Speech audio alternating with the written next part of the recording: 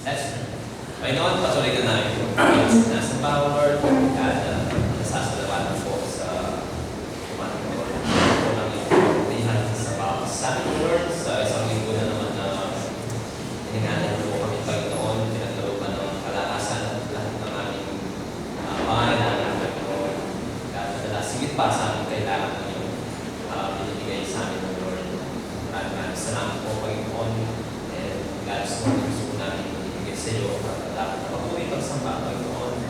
God, help us, O Lord, na kahit ikaw ang mag-isip ko, Lord, ng ating gawain Panginoon. Sa inyo namin ito, lahat Panginoon. God, we praise you, Lord, for everything. We praise you, God, sa mga pagsubok Panginoon, sa mga God, sa pagsuman man Panginoon, sa kasagana, pinupuri ka na Panginoon dahil ikaw ang Diyos na nagkakaroon ng God, tanggapin niyo po ang aming papuri at pagsamba. God, kasama tayo natin sa tayo ng aming Panginoon Jesus.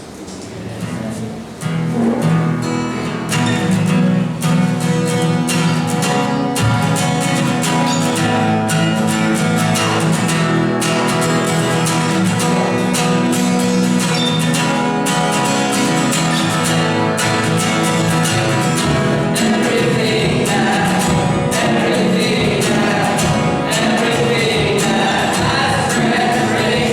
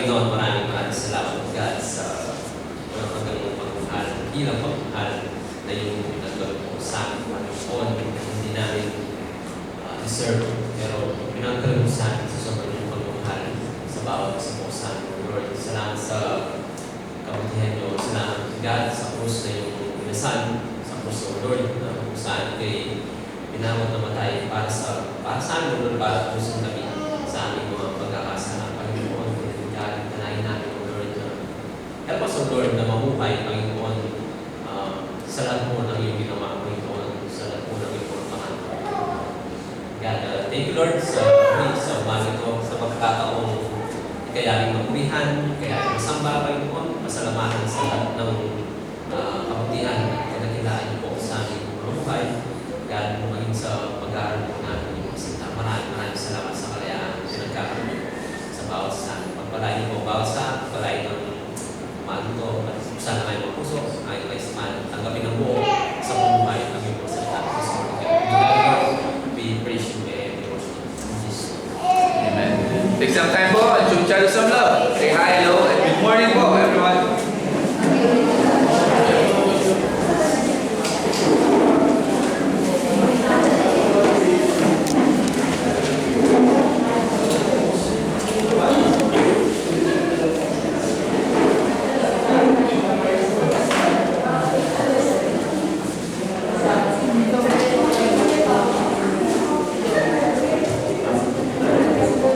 Hello.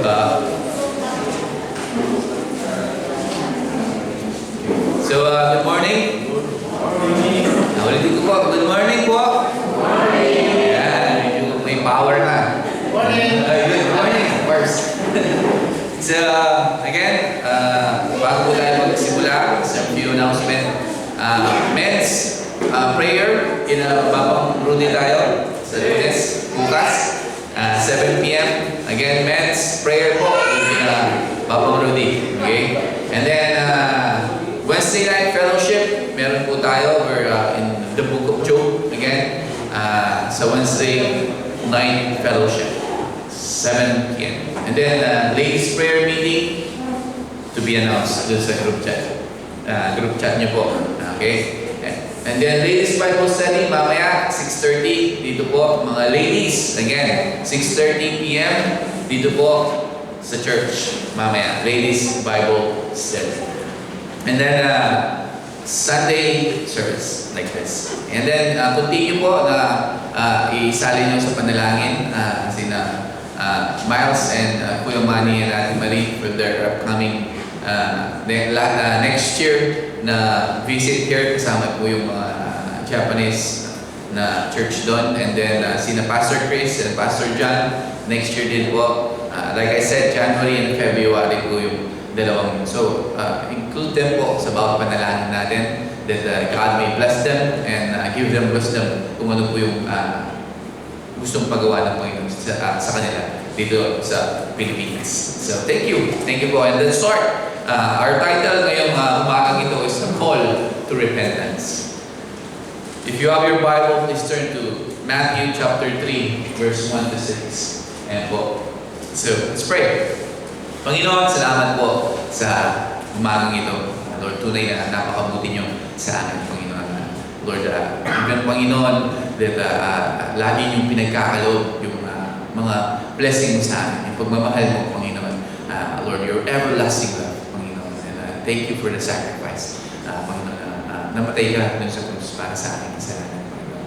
And continue, Lord, we pray and ask that you continue to fill us with your Holy Spirit. Give us understanding, Lord, sa iyong mga salita. Buksan niyo yung bawat puso namin, Panginoon, sa iyong mga salita ngayong umagang ito. Na hindi lang ito ipakinggan, but Lord, isa pamuhay namin bilang mga anak mo, Panginoon. At Lord, tumiho ito sa bawat puso namin, Panginoon. Salamat po for this wonderful opportunity, Panginoon, na makapag-fellowship sa bawat isa ng mga kapatid namin, especially sa iyo, Panginoon. Na naway ko yung maging sentro lahat ng mga ministry na meron kami, Panginoon. Makapagbigay kami ng kapurihan at pagsama sa iyo. May taas namin yung pangalan mo, Panginoon. So, we love you, Lord, and we praise you. In Jesus' name we pray. Amen. So, again, a call to repentance. Matthew chapter 3, verse 1 to 6. So, may mga moment sa history natin kapag yung silence o yung katahimikan suddenly broken. Katulad na lamang nung gera, di ba? America-Israel versus Iran. Right? Nung nag-umpisang gerahin ng Israel at Amerika ang Iran, yung katahimikan suddenly broken and everything changes. Right? Ano yung nagbago? Ano yung mga suddenly na nagbago? Hindi lang sa kanila, but sa buong mundo. Tumaas yung diesel, naging 140. Tama? Yung gas, naging 100. Di ba? Lahat, tumaas yung pagkain.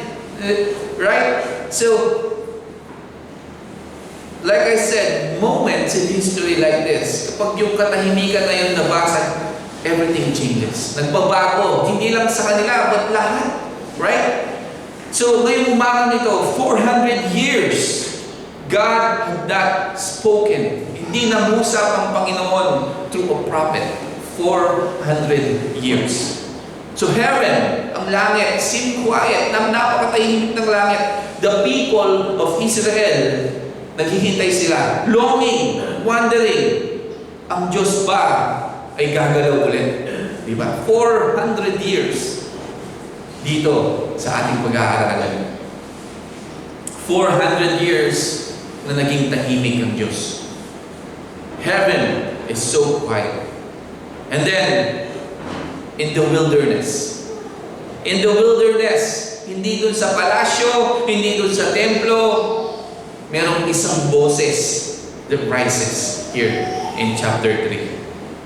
John the Baptist. Right? Kilala nyo si John the Baptist. Di ba? Hindi si Pastor John, but John the Baptist. So John the Baptist stepped forward ngayon dito na meron siyang mensahe. It's not a soft message. Hindi ito komportableng mensahe. But ito ay mahalaga at tinatawag na urgent na mensahe. Anong sinabi niya? Repent, for the kingdom of heaven is at hand. Sabi dito ni John the Baptist. So, hindi lang ito para sa kanila sa panahon na yon nung dumating si John the Baptist. But it is for us ngayong umagang ito. Sa panahon natin ngayon na sinasabi sa atin ngayong umagang ito that repent, for the kingdom of heaven is at hand. Right? Bago natin tanggapin si Jesus as a Savior, we must receive Jesus as a King sa buhay natin. And the only way para to prepare for the King, ano yun? Is repentance. Right? Repentance. So, let's start here. Ano bang sinabi dito tungkol kay John the Baptist? So, in verse 1 and 2, sabi niya, nang panahon niyon, dumating si Juan na tagapagbautismo. Siya ay nangaral sa ilang ng Judea. Sinabi niya, magsisi kayo sapagkat malapit na ang paghahari ng langit. In New King James, sabi niya, in those days, John the Baptist came preaching in the wilderness of Judea and saying, repent, for the kingdom of heaven is at hand. So, John the Baptist, nagsimula siya sa salitang repent. So, ibig sabihin ng metanoia. Metanoia, ibig sabihin, pagbabago ng kaisipan na nagre-resulta ng pagbabago ng isang direksyon. Right? Kapag nagbago yung kaisipan mo, magre-resulta yun ng pagbabago ng direksyon. Katulad ng maglalakad ka, and then sasabihin mo sa isip mo, ay, hindi pala dito yung daan. Doon pala sa kaliwa. Diba? So kapag sinabi mo sa isip mo na kaliwa, pupunta ka ng kaliwa, right? Mag-iiba ka ng direction. That is metanoia. Metanoia, a change of mind na nagre-resulta ng pagbabago ng direction. So, this is not just feeling guilty. Yung sinasabi ni John dito na repent, for the kingdom of heaven is at hand. So, hindi lang to ramdam natin na guilty tayo, but sinasabi ni John dito, it is turning from sin and turning towards God. Diba? Na tatalikod tayo sa kasalanan at pupunta tayo dun sa direksyon kung saan ang Diyos. The kingdom of heaven is at hand, sabi ni John the Baptist. Ibig sabihin, God's rule is breaking into history.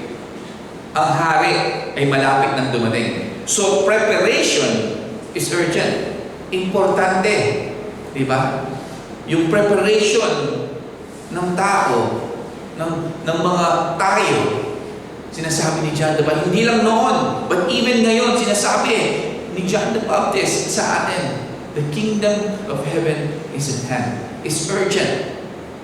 Repent, sabi niya. Acts 17:30, sabi niya, God commands all people everywhere to repent. Sabi niya, diba? So truly these times of ignorance, God overlooked, but now commands all men everywhere to repent. Sabi dito in Acts chapter 17 and 30. In Luke chapter 13 verse 3, sabi niya, unless you repent, you will perish. Sabi niya, diba? I tell you no, but unless you repent, you will all likewise perish. Sabi in Luke 13:30. David Guzik, sabi niya, repentance, hindi lang ito suggestion. It is a command in light of the coming King. Sabi niya, sinasabi ni David Guzik dito, diba? Na hindi sinasuggest dito ni John na ay mag-repent kayo. No, it's a command to all of us. Tayo na dito na nakikinig. Dahil malapit nang dumating yung hari. Diba?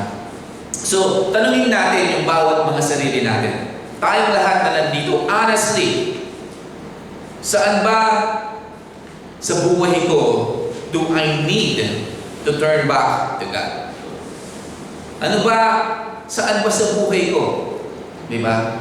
Na itanong natin sa ating mga sarili na kailangan ibalik sa Diyos. Meron bang kasalanan sa buhay ko ngayon that I've been tolerated? Diba? Yun yung tanong natin. Meron bang kasalanan dyan sa bawat buhay natin na tinotolerate natin ngayon? Mga habit, mga ginagawa natin, we've been justified. Na ginajustify natin. Na okay lang to. Diba? Alam natin kasalanan, but sinasabi natin, ginajustify, okay lang naman to. Ginagawa naman ng iba to eh. Diba? We keep justifying the sin sa buhay natin. Meron bang ganon? Ask ourselves. Tanungin natin yung bawat sarili natin. Meron bang part sa buhay natin ngayon na hindi pa natin sinurrender sa ating Panginoon? Yun yung tanong. Right? Meron pa ba? Meron pa bang part sa buhay natin ngayon na hindi natin sinusurrender sa Panginoon? Repentance is not just for the past. It is for today also. Hindi lang yung mga past. Hindi lang yung mga nakalipas. Even ngayon. John and our Lord Jesus Christ is calling us to repent from our sins. Dahil without repentance, walang pagsisisi. We may look, makikita tayo ng mga tao na, ay, napaka-religyoso niya. Diba? Pero kung walang repentance, sa labas, nakikita tayo ng tao na napaka-religyoso. But, nananatili tayong hindi nagbabago. Kung hindi tayo magre-repent. Without repentance, we may look religious outside, but remain unchanged sa buhay natin. Na hindi nagbabago yung buhay natin. We can attend church. Diba? Pwede tayo mag-attend sa church. Pwede natin malaman itong buong scripture na to o itong Bible na to. And still, resist God's authority sa buhay natin. Diba? Pwede tayong mag-attend dito. Pwede natin basahin at malaman lahat ng salita ng Panginoon. But still, sa buhay natin, nire-resist natin yung authority ng Diyos. Repentance is the doorway dun sa totoong transformation. Yung pagsisisi, repentance. Ito yung daan papunta doon sa tunay na transformation sa buhay natin. Katulad na lamang kapag nagda-drive ka ng sasakyan, di ba?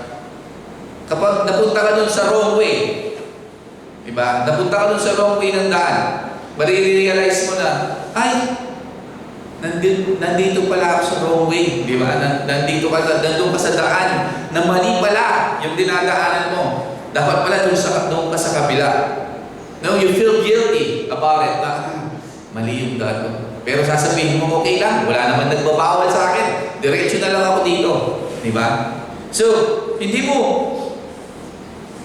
mapifix yung kamalian mo kasi nananatili ka dun sa maling daan. Right? Paano mo mapifix yung kamalian mo? Hindi mo mapifix yun by feeling guilty. Mapifix mo lang yung kamalian mo o kamalian natin when we turn that will around and fix what is wrong sa buhay natin. Tama? Again, feeling bad won't fix yung direction natin. Only turning our will. So God, ang Diyos, ang ating Panginoong Jesus, call to repent. Hindi ito condemnation sa atin. Ito ay pagpapakita ng habag ng Diyos sa ating lahat.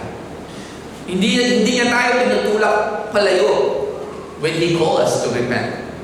But He is inviting us all to be back sa Kanyang presensya.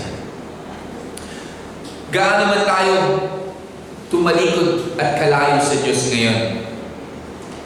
Isang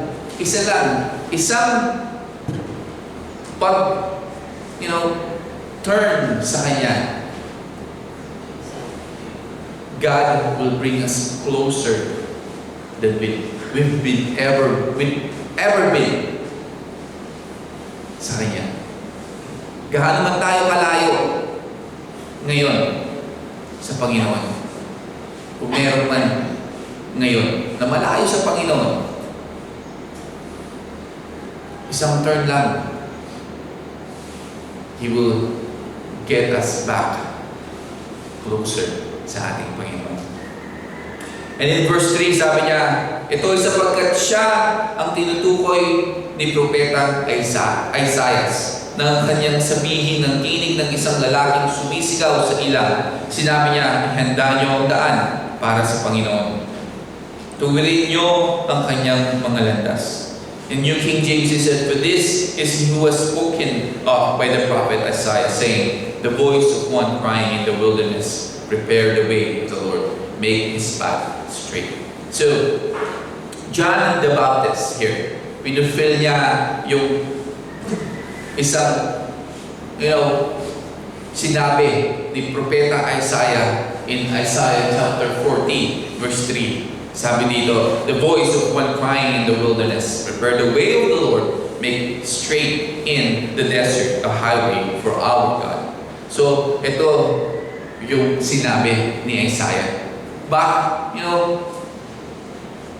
400 years or mas malayo pa doon yung sinabi dito ni Isaiah. But John the Baptist here fulfilled itong prophecy na ito. Make His path straight.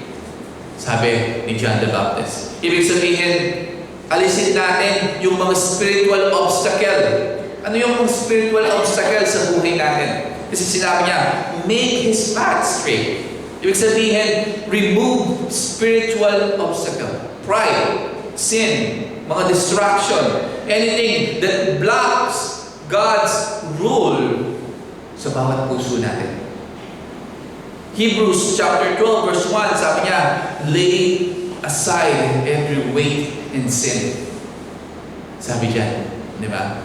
Psalm 24:4, sabi niya, clean hands and a pure heart. Di ba?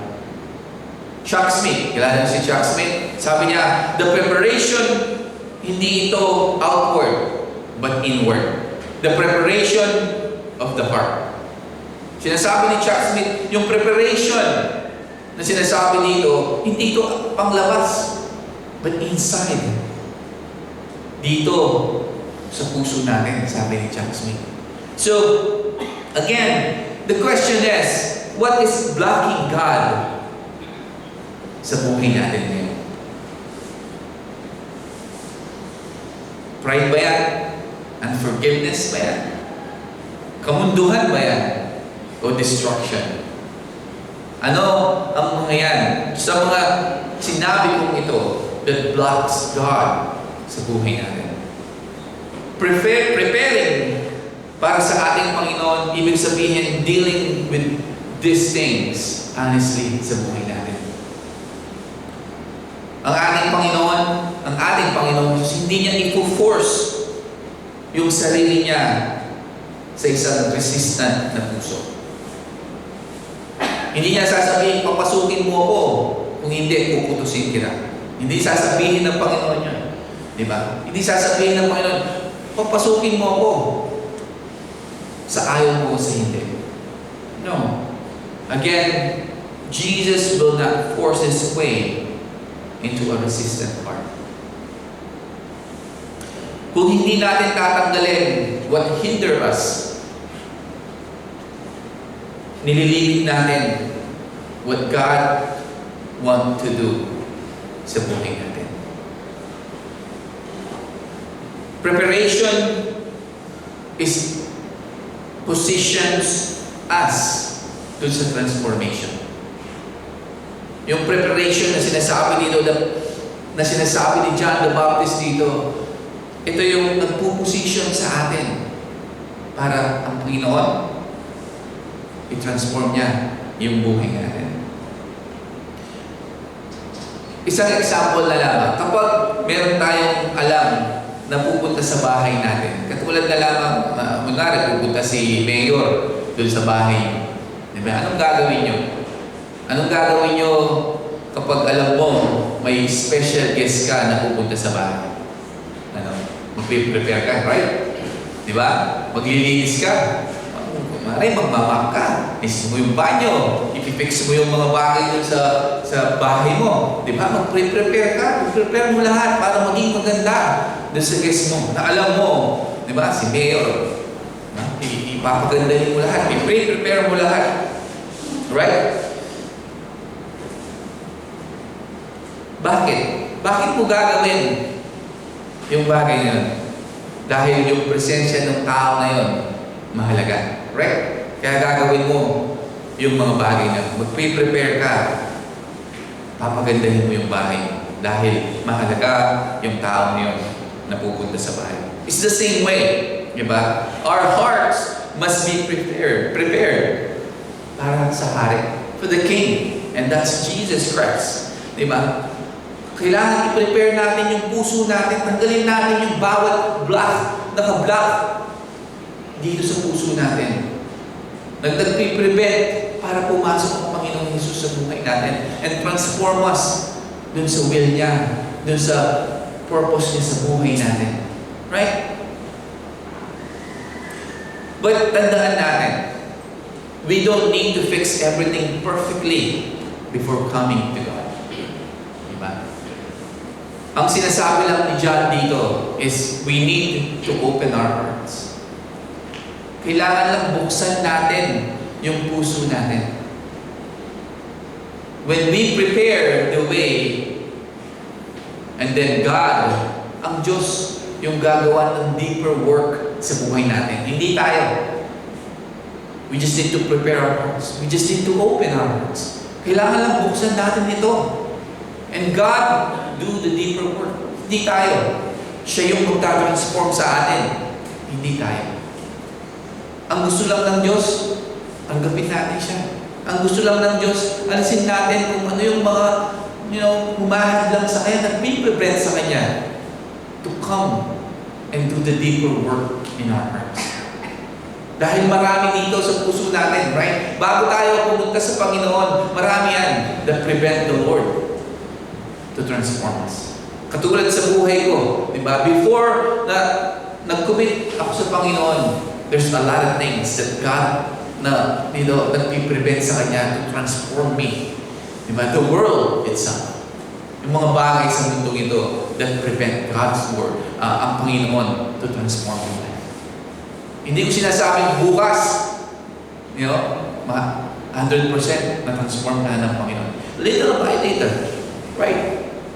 If we repent, kung nagsisi tayo sa kasalanan natin, and then little by little, tinatanggal natin yung mga blockade, yung nagpiprevent sa Panginoon dito sa puso natin. Tinatanggal natin yun.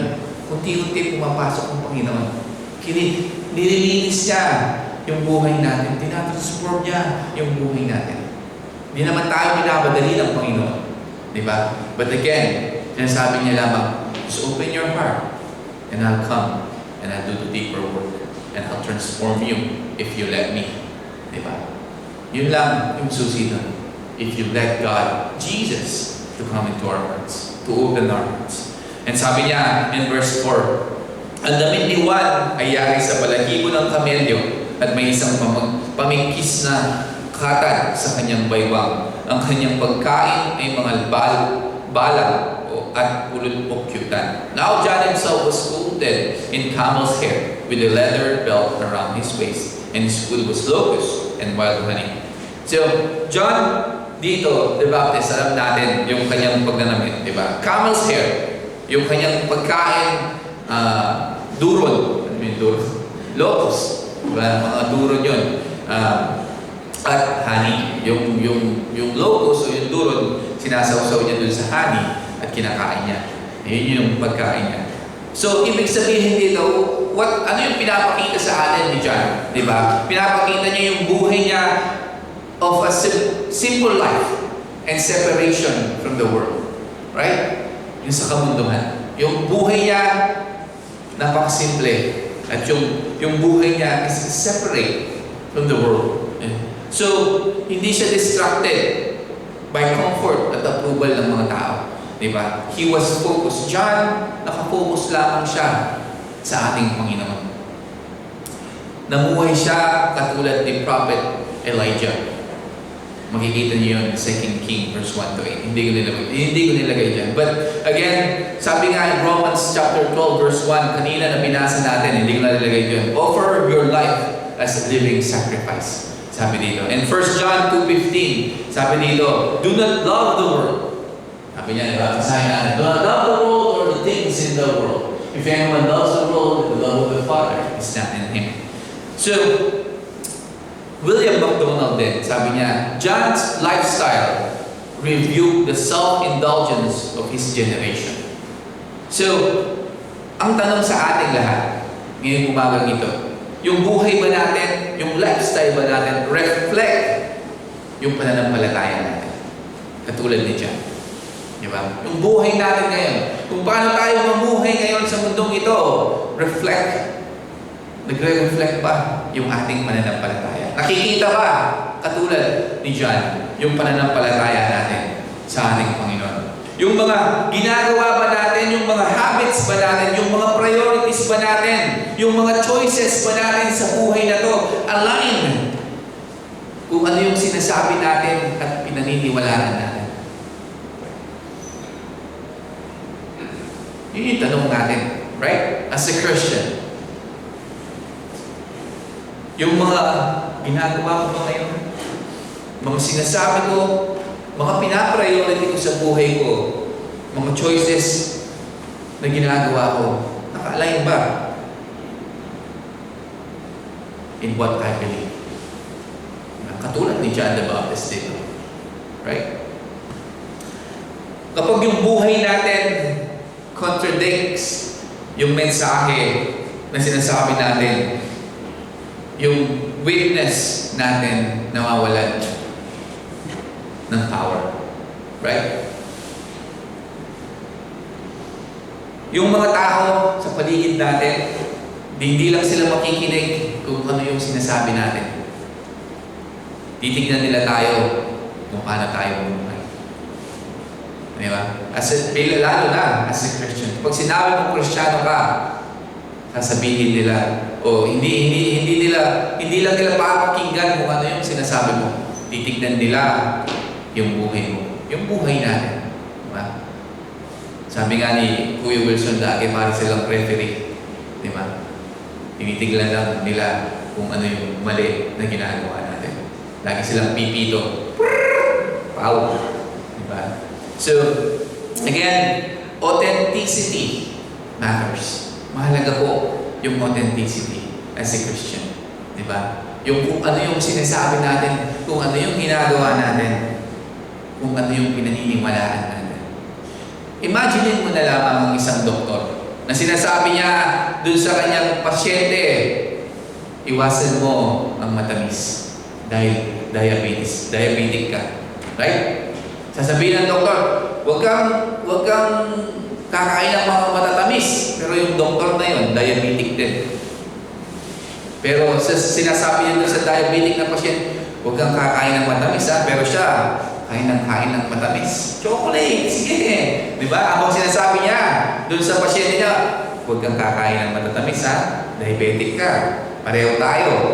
Di ba? Pero yung chocolate niya, di ba? Candy, Coke. Di ba? So, I mean, the message nung sinasabi ng doktor na yun becomes weak because yung buhay niya doesn't match kung ano yung sinasabi niya doon sa pasyente niya. Right? So it's the same thing sa buhay natin. If we said we are believers in Christ, dapat ganun din yung mamuhay natin. But again, remember, God is not calling us to be perfect. Na maging perfecto. Because perfection is something we cannot achieve on our own sa buhay natin ito. Kung yun yung requirement, wala sa atin na makakalapit sa ating Panginoon. The Bible make it clear that sinasabi dito na tayo lahat ay nagkasala. Romans 3:23. All have sinned and fall short of the glory of God. Right? So God is not waiting para sa atin to fix everything and then punta tayo sa ating Panginoon. Hindi yung sinasabi niya dito na repent. Diba? Hindi niya sinasabi, i-fix mo muna yung sarili mo, maging perfect ka muna, and then pumunta ka sa akin.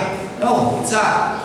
Instead, Jesus and John the Baptist here telling us, He's calling us. Tinatawag niya tayo rito na maging totoo. To come honestly before Him. Before Jesus Christ.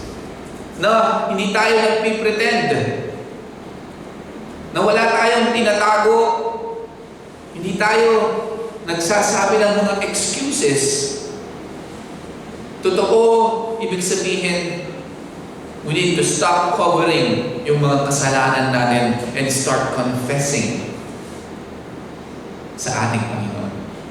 Ibig sabihin, we acknowledge, ina-acknowledge natin where we truly are. Lord, nandito ako. Ngayon, lugmok sa kasalanan. Di ba?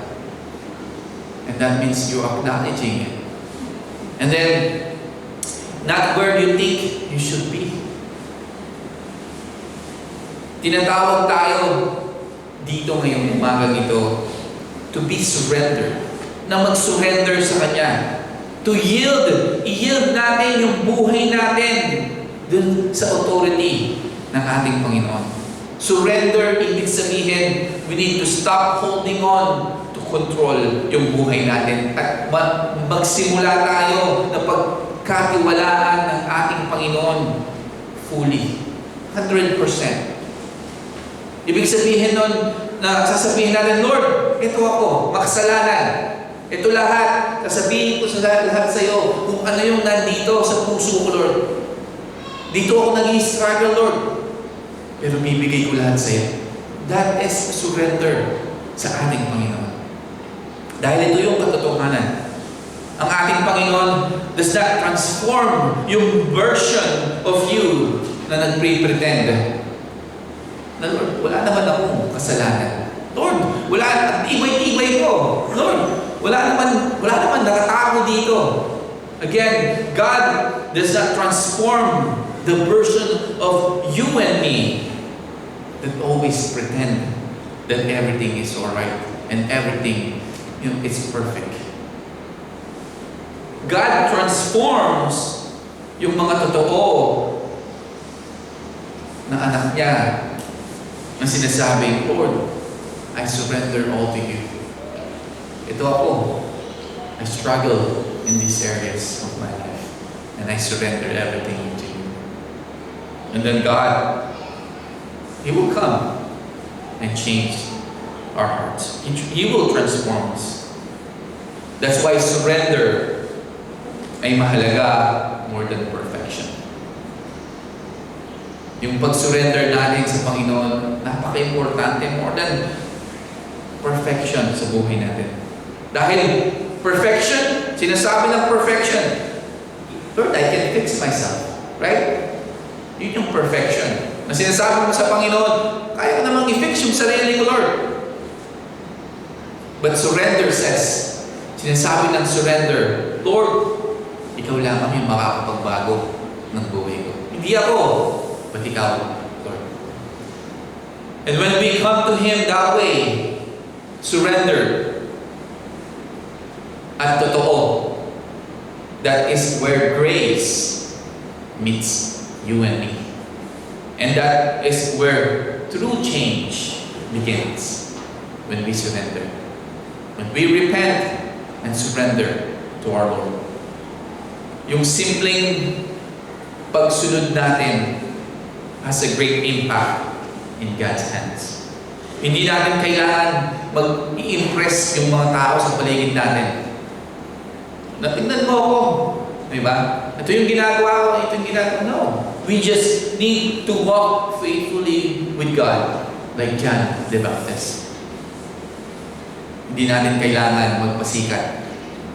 We just need to walk faithfully and surrender our hearts, our life to God. Yung totoo. Don't pretend. Because God knows, right? Alam ng Panginoon everything in here. In here. Don't pretend. So He will not change you. He will not change us if we pretend, Lord, I can fix myself. Relax ka lang dyan. No. God will transform us if we surrender everything to Him. Sabi niya in verse 5 and 6 as we finish, pumunta sa Kanya ang mga tao mula sa Jerusalem, mula sa buong Judea, sa lahat ng mga dako sa palibot ng Jordan. Pinagsisihan nila ang kanilang mga kasalanan at binautismuhan niya sila sa ilog ng Jordan. Then Jerusalem, all Judea, and all region around the Jordan went out to Him and were baptized by Him into Jordan and confessing their sins. So, yung mga tao dito, as John the Baptist preached, pumunta sila. They were baptized at confess yung kanilang mga kasalanan. Confession, ibig sabihin, agreeing with God. Walang excuses, walang tinatago. Ibig sabihin, kapag kinonfess mo lahat. Totoo. Diba? Binigay mo lahat sa Panginoon. Hindi ka nag-excuse. Wala kang tinatago. Baptism symbolizes a public turning to God. Ibig sabihin, Lord, susundan kita. No, it's not. Baptism is not. Hindi po ito pagliligtas. Hindi ito salvation. But pinopronounce mo na, Lord, susundan kita. Lord, ngayon, tatalikuran ko na yung mga kasalanan ko. Ikaw na yung susundan ko sa buhay ko. Diba? 1 John 1:9, sabi niya, if we confess our sins, He is faithful and just to forgive us.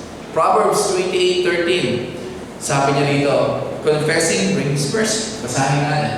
He who covers his sin will not prosper, but whoever confess and forsake them will have mercy. David Gusick, sabi niya, confession is the natural result ng genuine repentance o totoong repentance. Yung confession, ibig sabihin, yung pagsasabi natin kung ano yung mga nasa puso natin, yung mga tinatago natin, ito yung mga resulta ng totoo pagsisisi. So, the question, as we finish ngayong umagang ito, are we hiding sin sa buhay natin? Meron ba kasalanan sa buhay natin ngayon that we are hiding?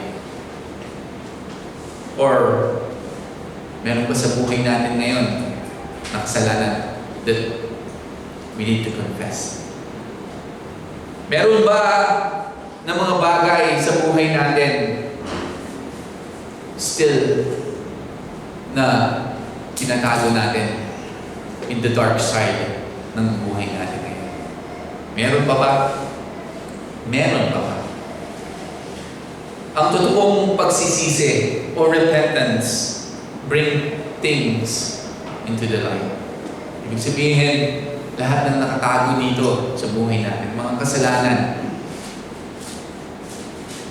dinadala natin sa Panginoon. Sinasabi natin sa Panginoon, alam nyo, yung nakatagong mga kasalanan, kapag pinabayaan natin yan, lumalago yan. It grows. Alam nyo anong mangyayari? Pinapatigas niya yung puso natin. Yung mga kasalanan na yan, na pilit natin tinatago sa puso, sa isipan, sa buhay natin, they're growing. And then, hindi mo mamamalayan yung puso mo, matigas na. But if we confess our sins, we will be forgiven and healed. Ang Diyos, ang ating Panginoong Jesus, hindi niya kayang i-heal what we refuse to reveal. Hindi niya pwedeng i-heal yung mga bagay na nire-refuse natin na ibigay sa Kanya. Napilit natin tinatago dito. Di ba? Na mga kasalanan. Parang nagdadala ka lamang ng mabigat na burden, pero secret lang. Di ba? Na dahil tinatago mo yung kasalanan na yun, pilit mong dinadala, pero napakabigat. But the moment na binuksan mo yun at binigay mo sa Panginoon, sinabi mo sa Panginoon, mararamdaman mo yung release, yung gaan. That's what confession does to the soul. Mararamdaman mo yung gaan because you confess those sins that you kept hiding sa buhay natin. Ang Panginoon does not respond to confession with rejection. Kapag kinonfess natin yung kasalanan, hindi ka i-reject ng Panginoon. But bibigyan ka, ipapakita niya sa iyo yung grace niya. Yung pagmamahal niya. You will not be shamed. We will not be shamed. But we will be forgiven. Minsan kasi, yun yung iniisip natin. Di ba? Kapag kinonfess ko ito, baka mapahiya ako. Baka hindi ako patawarin ng Panginoon. He will show me grace. He will show us grace. And He will forgive us. There is freedom waiting on the other side kapag tayo ay naging honest sa Panginoon. So, yung mensahe ni John dito ay napakalinaw. Repent, prepare, and respond. Di ba? Repent sa ating mga kasalanan, and then prepare for God to come into our life, to our hearts, so that He can transform us. And then respond. Mamuhay tayo para sa Kanya. What we believe, kailangan isa pamuhay natin. Dahil sinabi niya ni John, the kingdom of heaven is near. This is not just history. Ito ay present call sa ating lahat na malapit nang dumating ang ating Panginoon. So whatever sin we keep hiding dito, na nakatago pa dyan sa buhay natin, or we keep justifying, okay lang. This is the time that we need to repent and ask God for forgiveness and prepare for Him to come and transform our lives, and then respond to live for Him. God is speaking, hindi lang noon, but even ngayon. Ano ba yung mga bagay na kailangan nating baguhin sa buhay natin ngayon? Ano ba yung kailangan sa buhay natin ngayon na isurrender? Ano ba yung mga bagay o kailangan natin i-confess ngayon sa Panginoon. Huwag natin i-delay. Kung meron man tayo na kailangan baguhin, kailangan i-surrender, kailangan i-confess sa Panginoon, don't delay. Do it now. So as we come dito sa katapusan ng mensahe natin, huwag natin i-miss itong bagay na to. Yung boses ni John was never the destination. It always pointing to someone greater. Yes, John the Baptist called people to repent. Sinabi niya sa mga tao, repent, for the kingdom of heaven is at hand. But Jesus is the one who forgives. Tandaan natin yun. John called people to prepare because the kingdom of heaven is near. But Jesus is the one who saves. John, in-expose niya yung kasalanan. But Jesus takes sin away. Dahil yung katotohanan ay ito.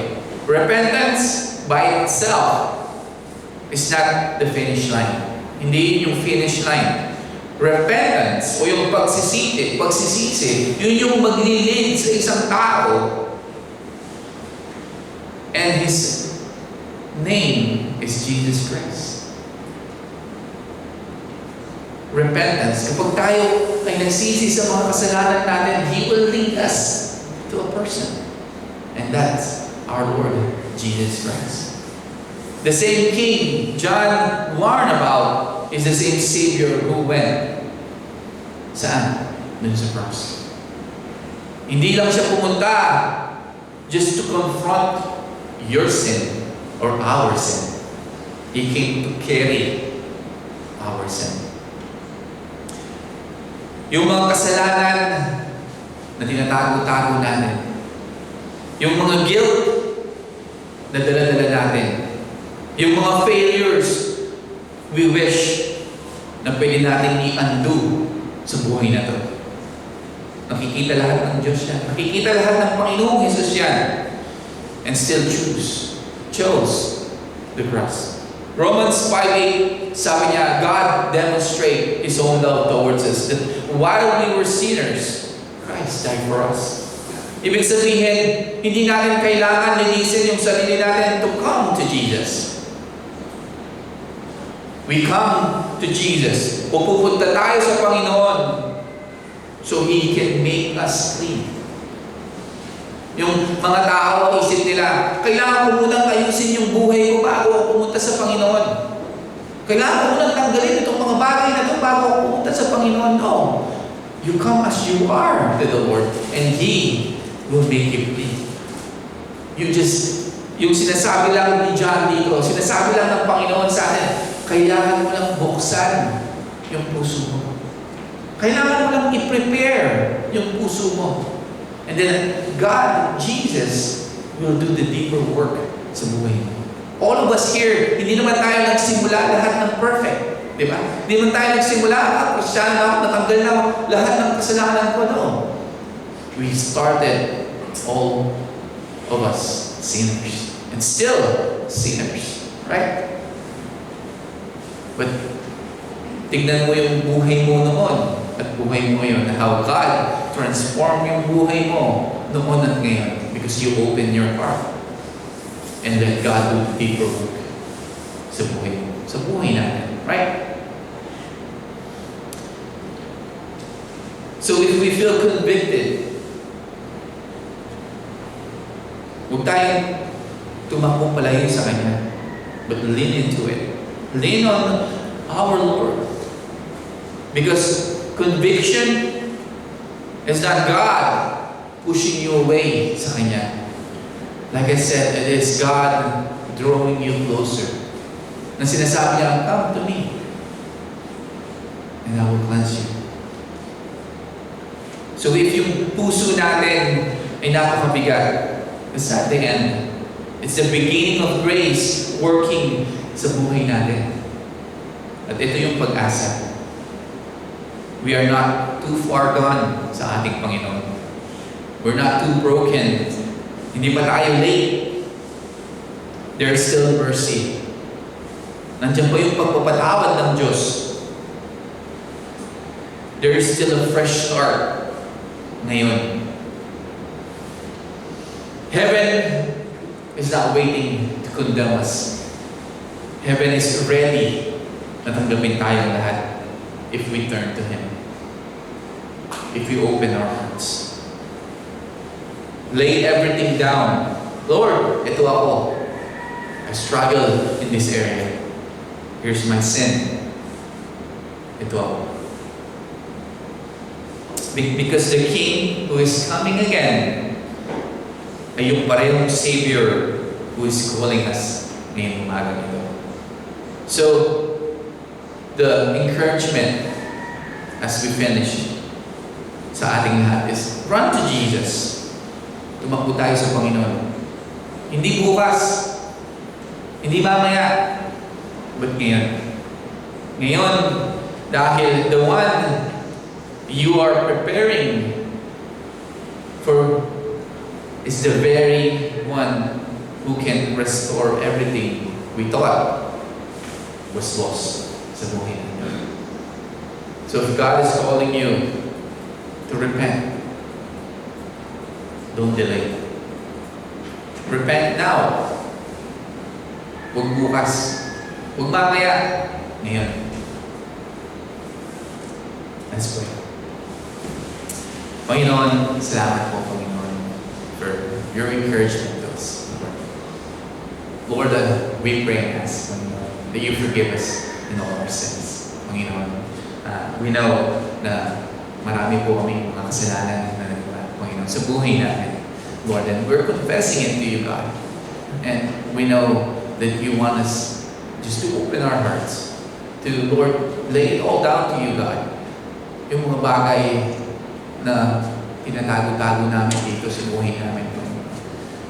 Lord, help us. Help us to accept you, Panginoon, bilang Diyos at tagapagligtas namin. Lord, help us to prepare for you, God. To help us na mamuhay kami sa mundong ito, Lord, na naayon sa iyo, Panginoon. Lord, alam namin na mahal mo po kami, Panginoon. Alam namin na binigay mo yung buhay mo para sa amin, Panginoon. Lord, you're not asking for perfection, but you're asking, Lord, to open our hearts. You're asking us, Lord, to come to you, Panginoon. So, Lord, Panginoon, if anyone is in here, Panginoon, that, Lord, Panginoon, and struggling in their life, I pray, I know that you see them. Panginoon, I know that na nakikita mo sila. Be with them, God, and comfort them, Panginoon. And Lord, give them the hope na binigay nyo din sa amin, Panginoon. And we want to share the gospel to them and love that you showed us, Panginoon. So thank you so much for this wonderful message. Mahal na mahal po namin kayo. And we want to praise you, and Panginoon, we want to, Lord, ikaw yung pangalan mo ang mataas ngayon. We love you, Lord, and we praise you. In Jesus' name we pray. Amen. So read your Bible, say your prayers, and love one another. I love you all, guys. Let's stand and worship the Lord.